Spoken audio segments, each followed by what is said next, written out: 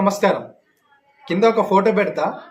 ఆ ఫోటోను చూసిన తర్వాత మీకు ఏ నాయకుడు గుర్తొచ్చాడో నాకు కామెంట్ రూపంలో తెలపండి మిత్రులారా. అయితే ఈరోజు నేను ఒక వీడియో చూశాను. వీడియో చూస్తుంటే మన తెలిసిన బ్రదర్ అనుకుంటా ఎడిట్ చేశాడు.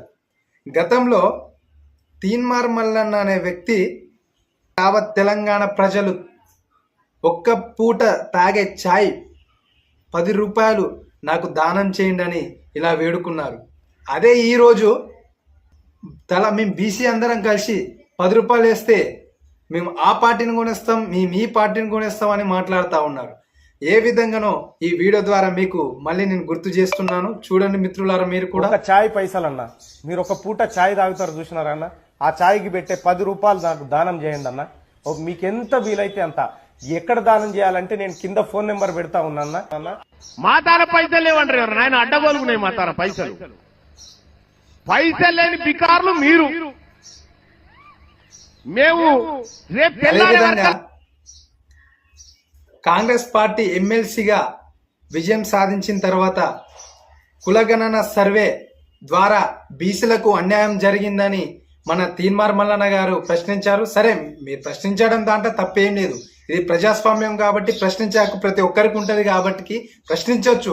కానీ అది తప్పుల తడక తాటి ముక్క అని కాదు మాట్లాడాల్సింది. దాని నిజ స్వరూపం ఏంది, అది నిజాలేంది, అబద్ధం ఏంది అనేది తెలుసుకున్న తర్వాత కొంచెం మాట్లాడాలని నేను ఈ సందర్భంగా మీకు గుర్తు చేస్తున్నాను మల్లన్న గారు.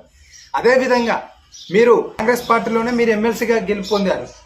తర్వాత మీకు కాంగ్రెస్ పార్టీ చేసిన సర్వే ఏదైతే ఉందో దాన్ని మీరు కాల్చివేసిన సంగతి మీకు మళ్ళీ గుర్తు చేస్తా ఉన్నాను. కాల్చివేసిన సంగతి కాంగ్రెస్ పార్టీ అధిష్టానానికి తెలిసిన వెంటనే మిమ్మల్ని కాంగ్రెస్ పార్టీ నుంచి సస్పెండ్ చేసిన విషయం అందరికి గుర్తు చేస్తున్నాను.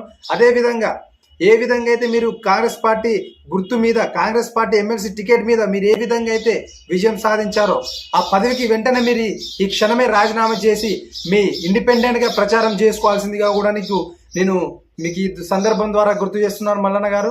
అదేవిధంగా గత ప్రభుత్వం బీఆర్ఎస్ ప్రభుత్వం అసలు కులగణన సర్వే అనే అసలు మాట కూడా లేవనెత్తలేదు. కాబట్టి కాంగ్రెస్ ప్రభుత్వం ప్రజాప్రభుత్వం వచ్చిన దగ్గర నుంచి అనునిత్యం ప్రజల కోసం పరితపిస్తున్న మన ప్రజాప్రభుత్వం ఈరోజు కులగణన సర్వే చేసి బీసీలకు 42% కేటాయించింది. అదేవిధంగా ప్రతి ఒక్క ఎస్టీ, ఎస్సీ, బీసీ, మైనార్టీ ప్రతి ఒక్కరికి వారి కోటా రిజర్వేషన్లు పెంచింది. అంటే గతంలో ఏ విధంగా అసలు కులగణన అనే సర్వే ద్వారా అసలు మాట్లాడని బీఆర్ఎస్ నాయకుడిని పోయి మీరు ఏ విధంగా కలిశారని నేను ఈ సందర్భంగా మీకు గుర్తు చేస్తున్నాను.